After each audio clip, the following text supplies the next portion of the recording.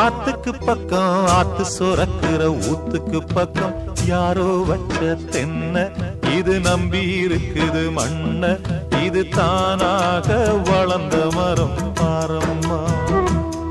ஒரு தாயாரு தந்தை யாரு கூறம்மா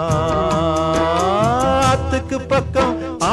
பக்கம் ஆத்து சுரக்கிற ஊத்துக்கு பக்கம் யாரோ வச்ச தென்ன இது நம்பி இருக்குது மண்ண இது தானாக வளர்ந்த மரம்